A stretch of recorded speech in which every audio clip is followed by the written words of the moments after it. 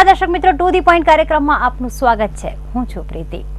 દર્શક મિત્રો, જાણીએ છીએ કે અત્યારના લોકો જે છે કોઈક ને કોઈક રીતે સેવા કે વસ્તુની ખરીદી કરતા જ રહેતા હોય છે. પરંતુ કહેવાય ને કે આજની ફાસ્ટ લાઈફમાં ગ્રાહકો ઘણી વખત છેતરાઈ પણ જતા હોય છે. ક્યારેક કોઈ સેવાનો લાભ લીધો હોય તો એનું બિલ લેવાનું રહી ગયું હોય અને ત્યારબાદ એને ખબર પડતી હોય છે કે જે સેવા લીધી છે તેણે એના કરતાં વધારે પૈસા તે ચૂકવી ચૂક્યો છે. પરંતુ પુરાવાના અભાવે તે ક્યાંક કેસ નથી લડી શકતો, એટલે કે ગ્રાહક સુરક્ષામાં નથી જઈ શકતો. વસ્તુમાં પણ એવું થતું હોય છે. ઓનલાઈન શોપિંગ કરી હોય, મોલમાંથી શોપિંગ કરી હોય, વસ્તુ ક્વોન્ટિટી કરતાં ક્વોલિટી કરતાં ઓછા આવે, અથવા ઓનલાઈન શોપિંગમાં ઘણી વખત થતું હોય છે કે જે વસ્તુ બતાવવામાં આવી હોય એ વસ્તુ એ બ્રાન્ડની અથવા એ ક્વોલિટીની ન આવી હોય, ત્યારે પણ ગ્રાહક છેતરાતો હોય છે.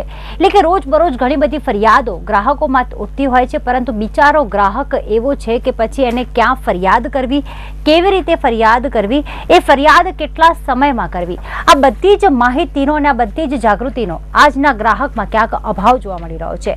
અને એટલા જ માટે 15 માર્ચે દર વર્ષે ગ્રાહક અધિકાર દિવસ, વિશ્વ ગ્રાહક અધિકાર દિવસ મનાવવામાં આવે છે. અલગ અલગ કાર્યક્રમ પણ થતા હોય છે કે આખરે ગ્રાહકે કઈ રીતે જાગૃત થવું જોઈએ. CERC એટલે consumer education and research centre વર્ષોથી ઈસવીસન 1978 થી આ અંગે કામ કરી રહી છે. ત્યાં ઘણી બધી ફરિયાદો પણ આવતી હોય છે. કયા કયા પ્રકારની ફરિયાદો આવતી હોય છે અને આખરે ગ્રાહકોમાં ખરેખર જાગૃતિ છે ખરી તેના હકો અંગે, તેના અધિકારો અંગે?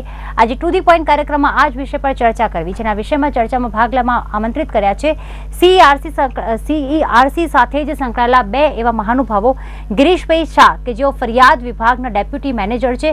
ગિરીશભાઈ, નમસ્કાર, સ્વાગત છે આપનું આ કાર્યક્રમમાં. નમસ્કાર પ્રેક્ષક મિત્રો, નમસ્કાર. જ્યારે એમની સાથે છે પ્રોજેક્ટ ઇન્ચાર્જ કે જે સ્ટેટ હેલ્પલાઇન છે ગુજરાત રાજ્યની, તે સંભાળે છે એવા રાજનભાઈ પટેલ. રાજનભાઈ, નમસ્કાર, આપનું પણ સ્વાગત છે. સાથે સાથે ગિરીશભાઈ, CERC આપણે જાણીએ છીએ કન્ઝ્યુમર પ્રોટેક્શન એક્ટ જે 1986 માં આવ્યો, એ પહેલાથી એટલે 1978 થી આ સંસ્થા કામ કરી રહી છે. કયા કયા પ્રકારની ફરિયાદો આ CERC માં લગભગ આવતી હોય છે? અમારી પાસે અનેક પ્રકારની ફરિયાદો આવે છે. ઓનલાઈન શોપિંગની છે, એજ્યુકેશનની છે, હોમ એપ્લાયન્સની છે, મોબાઈલની છે, બિલ્ડરને લગતી છે, ટૂર્સ એન્ડ ટ્રાવેલ્સની છે. એવી ઘણી જ ફરિયાદો અમારી પાસે આવતી હોય છે. લગભગ 29 થી 31 પ્રકારની ફરિયાદો અમારી પાસે આવે છે. ઓકે રાજનભાઈ, દરરોજની આશરે કેટલી ફરિયાદો આવતી હોય છે? કારણ કે કહેવાય ને કે રોજ બરોજ કોઈક ને કોઈક વ્યક્તિ કોઈ વસ્તુ કે સેવાની ખરીદી કરતો જ હોય છે અને છેતરાતો પણ હોય છે. દરરોજના લગભગ આખા ગુજરાતની વાત કરીએ તો કેટલા લગભગ કોલ આવતા હોય છે અને એમાં મહત્તમ કોલ શેના માટેના હોય છે? આપને જણાવતા આનંદ થશે કે રોજના 50 થી 60 કોલ્સ ગ્રાહક સુરક્ષાની હેલ્પલાઇન દ્વારા મળતા હોય છે. એમાં મેક્સિમમ જે કમ્પ્લેન કહીએ કે ગવર્મેન્ટ સર્વિસ રિલેટેડ, એટલે કે રેશન કાર્ડને બાબતની, પ્લસ ગવર્મેન્ટની જે યોજનાઓ જે ચાલતી હોય છે એની માહિતી મેળવવા માટે. ત્યારબાદ જનરલ કેટેગરી એટલે કે કોમન જે ગ્રાહક સુરક્ષા બાબતની જાણકારી મેળવવા માટે, મોબાઈલ હેન્ડસેટ રિલેટેડ, એજ્યુકેશન ઇન્સ્ટિટ્યૂટની બાબતમાં, બેન્કિંગ સેક્ટર્સ વત્તા ઇન્સ્યોરન્સ સેક્ટર્સ, અને આ જે આવી અનેક બાબતની જે મોબાઈલ હેન્ડસેટ છે, ઇલેક્ટ્રોનિક્સ એપ્લાયન્સીસ જે છે એ બાબતની ફરિયાદો મળતી હોય છે. ઓકે ગિરીશભાઈ, ઓનલાઈન ફરિયાદો વાત કરીએ. અત્યારે જાણીએ છીએ કે લોકો પાસે સમય નથી, એટલા માટે ઓનલાઈન તેઓ ખરીદી કરતા હોય છે. પછી એ ટીવીમાં પણ કેટલીક ઓનલાઈન ચેનલ્સ આવે છે અને સાથે સાથે હવે તો મોબાઈલમાં એપ છે, તમે અલગ અલગ વસ્તુ ખરીદી શકો છો. લોકો કપડાથી લઈને મોટા મોબાઈલ, ટીવી સુધી, ફ્રીજ સુધી, વોશિંગ મશીન સુધી બધું મોબાઈલ પર ખરીદતા થઈ ગયા છે. ખરેખર આપને લાગે છે કે ઓનલાઈન ખરીદી કરતી વખતે ગ્રાહક વધુ છેતરાતો હોય છે? કારણ કે એણે માત્ર ફોટો જોયા હોય છે, ફીચર્સ એ પ્રમાણેની બ્રાન્ડ કે ઓરિજિનલિટી આવતી હોય છે કે નહીં એ બધું જ ડિપેન્ડ હોય છે તે કંપની ઉપર. ઓનલાઈન ખરીદી કરતી વખતે ખરેખર લાગે છે કે ગ્રાહક વધુ છેતરાઈ રહ્યો છે? હાજી, અત્યારે 8મા ધોરણનો સ્ટુડન્ટ પણ ઓનલાઈન શોપિંગ કરતો હોય છે. આપણે ફોરેનમાં UK કે USA છે ને, લોકો ટાઈમના અભાવે ખરીદી માટે ઓનલાઈન શોપિંગ કરતા હોય છે. જ્યારે આપણા ત્યાં સ્ટેટસ સિમ્બોલ બની ગયો છે અને બાર્ગેનિંગ ઇસ્યુ બની ગયો છે, એમાં લોકો વધારે છેતરાતા હોય છે. કારણ કે પોર્ટેલ ઉપર એ લોકોની બરાબર વિગતો હોતી જ નથી. ગમે તેવી ઓનલાઈન પોર્ટેલ હોય એમાં ક્યાં તમને તકલીફ પડે તો ક્યાં ફરિયાદ કરવી, જેવી રીતે તમે કોઈ એપ્લાયન્સીસ કે કંઈ લો છો એની ઉપર પેકિંગ સ્લીપ ઉપર બધી વિગત હોય છે, એવું ઓનલાઈન શોપિંગમાં નથી હોતું. જ્યારે ગ્રાહકને તકલીફ પડે છે ત્યારે એને ક્યાં ફરિયાદ કરવી, એનું ફરિયાદનું નિરાકરણ કેવી રીતે થશે, અને મેઇન ઇસ્યુ એ છે કે એને જ્યુરિસ્ડિક્શન પ્રોબ્લેમ નડે છે. ધારો કે ગ્રાહક અમદાવાદમાં બેઠો છે અને એને કોઈ વસ્તુ ગુરગાંવ કે નોઈડાથી મંગાવી છે, ઓકે, અને એ વસ્તુના પૈસા ભર્યા પછી વસ્તુ આવી જ નહીં, આવી અથવા આવી તો ડિફેક્ટિવ આવી, તો એનું નિરાકરણ કેવી રીતે કરવું? કારણ કે પોર્ટલ ઉપર એ ખાલી નંબર આપેલો હોય છે, કસ્ટમર કેર નંબર, એમાં ફોન કરીને થાકી જાય છે, તોય કોઈ નિરાકરણ આવતું નથી. એમનું એડ્રેસ તો બરાબર હોતું નથી, એટલે એને સુધી પહોંચી શકાતું નથી. તો એને કેવી રીતે પહોંચવું? જ્યુરિસ્ડિક્શનમાં પણ આપણે અમદાવાદની બહાર નથી નીકળી શકતા, એના લીધે એનો કોઈ યોગ્ય નિકાલ નથી આવતો. તમારે એની સામે લડવું હોય તો તમારે નોઈડા કે ગુરગાંવ જઈને લડવું પડતું હોય છે. એટલે એના માટે અમે કેન્દ્ર સરકારને જરૂરી સુધારો આપ્યો છે કાયદામાં, કે કોઈ પણ વ્યક્તિ સામે દેશના કોઈ પણ ખૂણામાંથી ફરિયાદ કરી શકે. તો એ કાયદો અમલમાં આવતા આનું નિરાકરણ યોગ્ય થઈ જશે અને ગ્રાહકોને છેતરામણી ઓછી થશે. ઓકે, રાજનભાઈ, સૌથી મોટો મહત્વનો પ્રશ્ન એ જ રહેતો હોય છે, ફરિયાદ ક્યાં કરવી? જો લૂંટ કે ચોરી કે કંઈક બીજી કંઈ ઘટના બની હોય, જે ગુનાહિત પ્રવૃત્તિઓ, જે તે વિસ્તારમાં પોલીસ સ્ટેશન અવેલેબલ છે અથવા પોલીસ ચોકી છે, તે ત્યાં ફરિયાદ કરી શકે છે. જો સેવા કે પછી વસ્તુની છેતરામણી થઈ હોય, ગ્રાહક છેતરાયો હોય, તો તેની ફરિયાદ ક્યાં કરવી? એ ઘણા બધાને પ્રશ્નો હોય છે. એના જવાબમાં આપ શું કહેશો? મારે દર્શક મિત્રોને જણાવતા આનંદ થશે કે આપણે ગુજરાત રાજ્ય દ્વારા ગ્રાહક સુરક્ષાની હેલ્પલાઇન તૈયાર કરવામાં આવેલી છે, જે ડિસેમ્બર 2008થી સવારે 10:30 થી સાંજના 5:30 સુધી અને સોમથી શનિ ટોલ ફ્રી નંબર સાથે આપણે ગ્રાહકોને કોઈ પણ જાતની ફરિયાદ હોય અથવા કોઈ માહિતી મેળવવાની હોય તો એ આ નંબર દ્વારા, ટોલ ફ્રી નંબર ઉપર ફોન કરી અને માહિતી મેળવી શકે છે. હવે એ માહિતી મેળવ્યા પછી કે મારી ફરિયાદ છે તો શું કાર્ય કરવું, એ બાબતની એ જે તે કાઉન્સિલર હોય છે એ ગ્રાહકને જાણ કરતા હોય કે તમારી જે ફરિયાદ છે કે સૌથી પહેલું શું કાર્ય કરવું. કે દાખલા તરીકે મારી ફરિયાદ છે તો ભાઈ સામેવાળી પાર્ટીને આપણે લેખિતમાં જાણ કરીએ છીએ. એની એક કોપી આપણે જે લોકલ જે તે એરિયામાં અથવા તાલુકા અથવા જિલ્લા લેવલ ઉપર હોય છે ત્યાં ગ્રાહક સુરક્ષા મંડળની રચના કરવામાં આવેલી છે, તો એમને એક કોપી મોકલવી. એના કારણે શું થશે કે ભાઈ સામેવાળી જે પાર્ટી છે એને એક વિશ્વાસ બેસે કે ભાઈ આ ગ્રાહક એકલો નથી, એની સાથે ગ્રાહક સુરક્ષા મંડળ પણ છે, તો એનો જવાબ આપવો પડશે. એ જવાબ આપવામાં કંઈ મુશ્કેલી થશે અથવા તે થશે તો ગ્રાહક સુરક્ષા મંડળ દ્વારા કન્ઝ્યુમર કોર્ટ સુધી ફરિયાદ દાખલ થશે. એ ન થાય એના માટેનો એ પ્રયત્ન ઓલવેઝ કરતો રહેશે, કે જેથી કરીને આ રીતનો જો આપણે પ્રયત્ન કર્યો હશે તો 80 થી 70% કે આપણી ફરિયાદનો ઉકેલ આવવાના ચાન્સ વધશે. ઓકે, રાજનભાઈ, આપણે જાણીએ છીએ કે દરેક ક્ષેત્રમાં અત્યારે ખાનગીકરણ થઈ ગયું છે. સ્કૂલો હોય, હોસ્પિટલ હોય, ને લોકો હવે સરકારી સ્કૂલો કે હોસ્પિટલની સેવા ન લેતા સરકારી જે પ્રાઇવેટ સ્કૂલ્સ અને પ્રાઇવેટ હોસ્પિટલમાં જતા હોય છે. એના કારણે કહેવાય છે કે ગ્રાહક વધારે છેતરાતો હોય છે. જો સ્કૂલની વાત કરીએ તો સ્કૂલની ફીસ પણ વધારે લેવામાં આવે છે. સાથે સાથે જે અલગ અલગ કહેવાય કે ટ્યુશન ફીસ એમાં ઇન્ક્લુડ હોય છે, બાકી સ્કૂલમાં કોઈ ટ્યુશન આપવામાં નથી આવતું. ઘણી વખત એવું થતું હોય છે કમ્પ્યુટર ફીસ આખા વર્ષની લઈ લીધી હોય પણ કોઈ કમ્પ્યુટરના ક્લાસ કોઈ કહેવામાં આવ્યા ન હોય. પ્રાઇવેટ હોસ્પિટલ્સમાં પણ એવું થતું હોય છે કે વધારે ચાર્જ લેવામાં આવતો હોય છે, જે પહેલાંથી કહેવામાં ન આવ્યો હોય. શું આવી ફરિયાદ પણ થઈ શકતી હોય છે ખરી સ્કૂલ કે હોસ્પિટલની વિરુદ્ધ? હાજી, આની અંદર ગવર્મેન્ટ સ્કૂલ હોય કે પ્રાઇવેટ સ્કૂલ હોય કે ઇવન પ્રાઇવેટ ક્લાસીસ હોય, ઓકે, તો આવી જે તે વ્યક્તિએ સર્વિસ માટે જે પૈસા પે કર્યા છે ને એ સર્વિસ આપણને નથી મળતી, તો એ ગ્રાહક સુરક્ષાના દાયરાની અંદર એ કન્ઝ્યુમર કોર્ટની અંદર કેસ કરી શકે છે. હવે ગ્રાહકે સૌથી પહેલું એ કાર્ય કરવાનું છે કે જે સર્વિસ આપણને નથી મળી એ સર્વિસ બાબતમાં જે તે સ્કૂલ કે સંસ્થાને આપણે કાગળ લખીને જાણ કરવાની હોય છે કે ભાઈ આ મારો પ્રોબ્લેમ છે, એ સોલ્વ કરો, અધરવાઇઝ નહીં તો હું તમારી સામે CP એક્ટ પ્રમાણે આગળની કાર્યવાહી કરું છું. તો એના કારણે એને એક તો ફાયદો કદાચ થશે કે ભાઈ એનો જે ગ્રીવન્સ છે એ સોલ્વ થશે. હવે એવી રીતે હોસ્પિટલ સાઈડ જે આપ ધ્યાન દોર્યું કે ગવર્મેન્ટ હોસ્પિટલની અંદર જ્યાં આપણે સેવા લીધેલી છે, ફક્ત ટોકન એમાઉન્ટ આપવામાં આવેલી છે, તો એ ટોકન એમાઉન્ટ પણ ગ્રાહક તરીકે ગણાય છે. પણ જ્યાં ફ્રી સર્વિસ લીધેલી હોય હોસ્પિટલની અંદર એ ગ્રાહક સુરક્ષાના દાયરામાં નથી આવી શકતી. આ એક ખાસ ધ્યાન દોરવા જેવી વસ્તુ છે કે ગવર્મેન્ટ દ્વારા જ્યારે કોઈ કેમ્પ કરવામાં આવતા હોય છે એ કેમ્પની અંદર ફ્રી સેવા આપણે ધ્યાન દોરતા હોય, કોઈ ફ્રી મોતિયાના ઓપરેશન કરવામાં આવશે, પણ જ્યારે કંઈ તકલીફ થાય છે ત્યારે ગ્રાહક સુરક્ષાની કોર્ટની અંદર આપણે કેસ કરી શકતા નથી. જી ફક્ત જે તે સરકાર દ્વારા જી જે કંઈ મદદ મળે એટલા પૂરતી આપણને સંતોષ માની લેવાનું રહે. જી ગિરીશભાઈ, રાજનભાઈ એક વાત કહી કે લેખિતમાં ફરિયાદ આપવી પડે, મૌખિક રીતે નહીં. જ્યાં બી તમે ફરિયાદ કરો લેખિતમાં કરો, જેના કારણે આગળ કંપનીઝ ઉપર કે જે તે મોલ ઉપર કે દુકાન કે કોઈ પણ સેવાકીય દળો ઉપર તમે કેસ કરી શકો છો અથવા એ પ્રમાણની પ્રોસિજર્સ થઈ શકતી હોય છે. લખવાનો લોકોને કંટાળો બહુ આવતો હોય છે.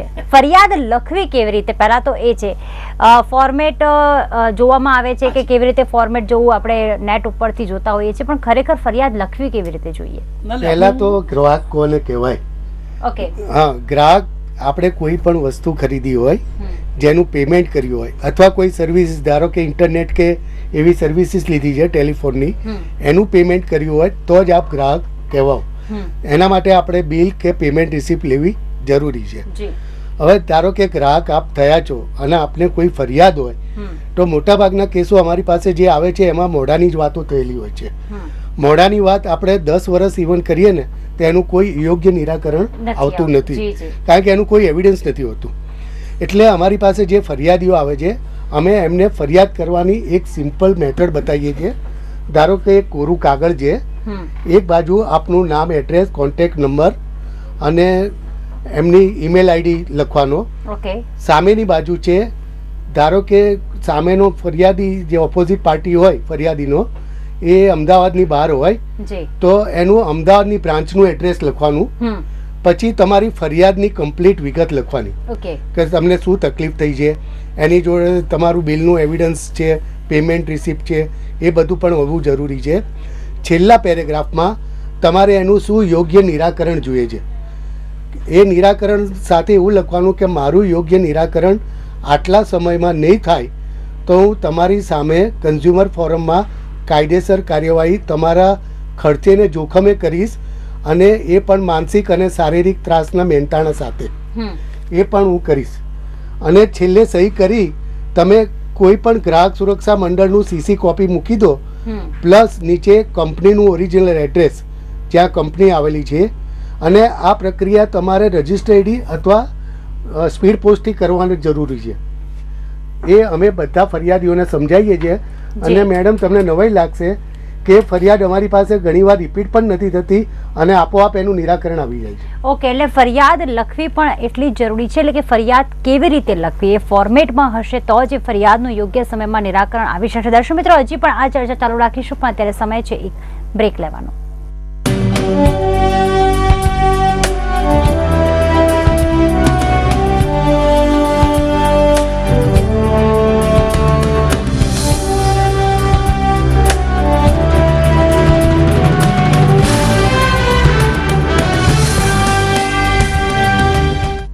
ટ્રેસેમે બ્રાન્ડ જેને પ્રોફેશનલ્સ યુઝ કરે છે. આના લીડિંગ એજ પ્રોડક્ટ્સ તમને આપે સ્ટ્રેન્થ ટુ સ્ટાઇલ, જેથી મળે સાલો સ્ટાઇલ है घरे. હવે 56 स्पेशल प्राइस पर. होने वाली बहू किचन में स्ट्रेस्ड, कपल का आज है बिग टेस्ट. मौका हाथ से निकल ना जाए, जला जला गुला गुला फिसला एक घूंट में टेंशन गुल.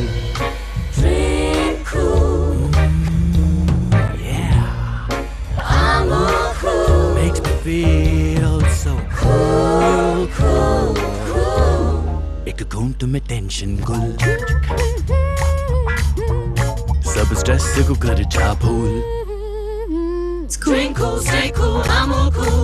Drink cool, stay cool, I'm all cool. 5 crore महिलाएं डव को क्यों चुनती हैं? आदिति ने चुना क्योंकि उसका मानना है कि डैमेज्ड बालों के पोषण के लिए डव जैसा कुछ नहीं. डव शैम्पू अब सिर्फ 56 रुपए में.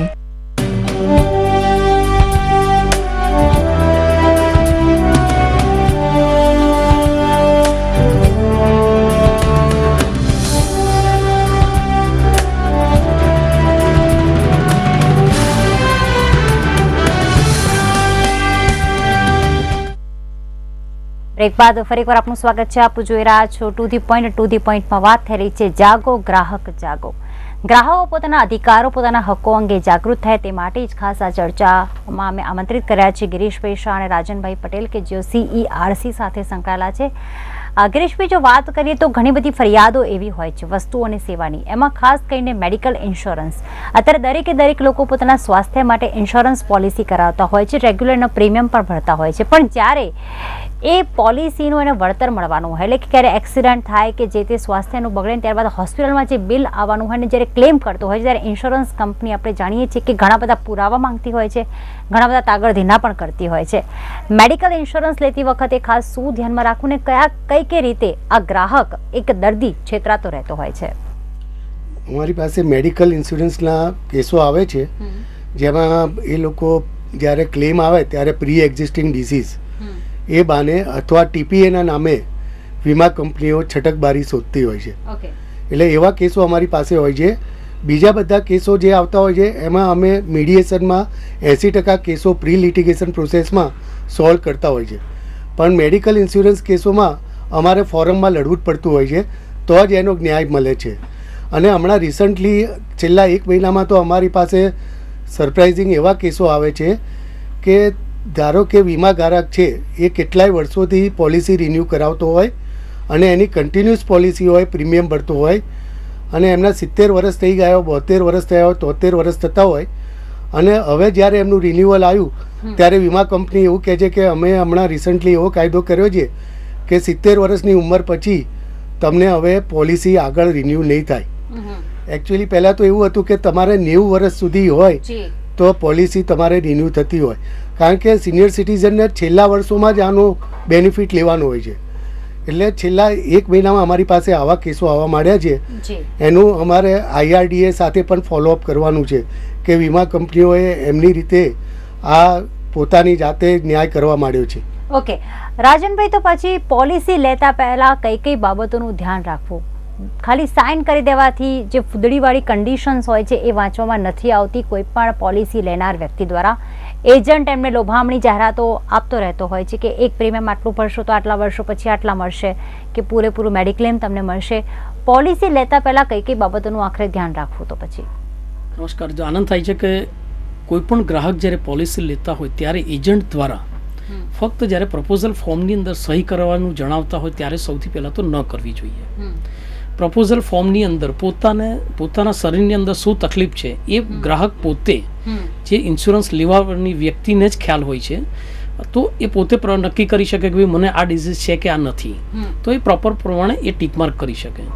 સેકન્ડ થિંગ કે જ્યારે પોલિસી આપવામાં આવતી હોય છે ત્યારે ફ્રી લુકિંગ પીરિયડ જે કહેવાય કે 15 દિવસનો જે હોય છે, એ દરમિયાન આજે કોઈ પણ ગ્રાહકને પોલિસી જો અનુકૂળ ન આવતી હોય તો રિજેક્શન કરી શકે છે અને પૂરેપૂરું પ્રીમિયમ પરત લઈ શકે છે. એ વસ્તુ પણ ધ્યાન નથી લેવાતી. અને એની પોલિસીની ટર્મ્સ એન્ડ કન્ડિશન જે કહેવાય એકદમ નાના અક્ષરથી, કે આજે વાંચવી હોય તો કદાચ એમ કહીએ કે ભાઈ મુશ્કેલી ભરી રહ્યું છે, તો એ ત્યાં આગળ એક ગ્રાહક માટે પણ માઇનસ પોઈન્ટ છે. બીજી વસ્તુ કે ઇંગ્લિશ અને હિન્દીમાં હોવાના કારણે આપણે જે લોકલ જે રિજનલ લેંગ્વેજની અંદર એ દરેક ગ્રાહકોની એક ડિમાન્ડ હોય છે કે ભાઈ અમને ગુજરાતીની અંદર જો આની ટર્મ્સ એન્ડ કન્ડિશન મળે તો જેથી કરીને અમે સમજી શકીએ. એ વસ્તુ ઇવન નેશનલ લેવલ ઉપર પણ શક્ય નથી બનતી. તો એ બાબતનું થોડુંક ધ્યાન દોરવા જેવું છે કે જો રિજનલ લેંગ્વેજની અંદર ટર્મ્સ એન્ડ કન્ડિશનની જો કોપી મળતી હોય તો જેથી ગ્રાહક છેતરાતો બંધ થશે. ઓકે, એટલે કે જે રિજનલ લેંગ્વેજ હોય, જે ભાષા હોય રાજ્યની, એમાં કન્ડિશન્સ હોવી જોઈએ. ખેર ઇન્સ્યોરન્સ પોલિસીમાં તો કન્ડિશન્સ હોય પણ છે ગિરીશભાઈ. જે કહેવાય કે બીજા ગ્રાહકો અને ખાસ કરીને વોટર્સ, તો કઈ જે મતદાતા હોય છે એ પણ સરકાર દ્વારા છેતરાતા હોય છે, કે જ્યાં કોઈ પણ કન્ડિશન અપ્લાય કે ફૂદડીઓ આપવામાં નથી આવતી. એ હોય છે નેતાઓના વચનો. શું ખરેખર લાગે છે કે નેતાઓ જે વચનો આપતા હોય છે ચૂંટણી ઢંઢેરા દ્વારા, સંકલ્પ પત્ર દ્વારા, અને ત્યારબાદ 5 વર્ષ સત્તા ગ્રહણ કર્યા પછી પણ જ્યારે એ વચનો વાયદા પૂરા નથી કરતા, તો વોટર્સ એટલે કે જે મતદાતાઓ, જે આમ પ્રજા છે, એમને પણ એઝ અ ગ્રાહકોમાં સામેલ કરવા જોઈએ? આપને એવું લાગે છે ખરી? એના માટે ગ્રાહકોમાં, મતદારોમાં જાગૃતિ આવવા માંડી છે, અને જે RTI એક્ટિવિસ્ટો છે એ પણ આના માટે કામ કરી રહ્યા છે. રાઇટ ટુ રિકોલ છે, વોટ ના આપો, વોટ આપ્યા પછી બરાબર કામ ના થતું હોય તો એમને પાછા બોલાવાય, અને એમને જે વાયદા કર્યા હોય અને પરિપૂર્ણ ના થયા હોય તો એમના માટે એમને જવાબદાર ગણીને યોગ્ય એમને શિક્ષા થવી જોઈએ. અથવા એમની સામે યોગ્ય પગલાં લેવા જોઈએ. પણ ગ્રાહક સુરક્ષા કોર્ટમાં ન જઈ શકે. ના, ગ્રાહક સુરક્ષા કોર્ટમાં કન્ઝ્યુમર પ્રોટેક્શન એક્ટમાં એની હાલ પૂરતી કોઈ જોગવાઈઓ એનું નથી. રીઝન એટલા માટે કે એ વ્યક્તિએ કોઈ જાતનું પેમેન્ટ નથી કરેલું કે નથી કોઈ પ્રોમિસ ગ્રાહક આપેલી, નથી.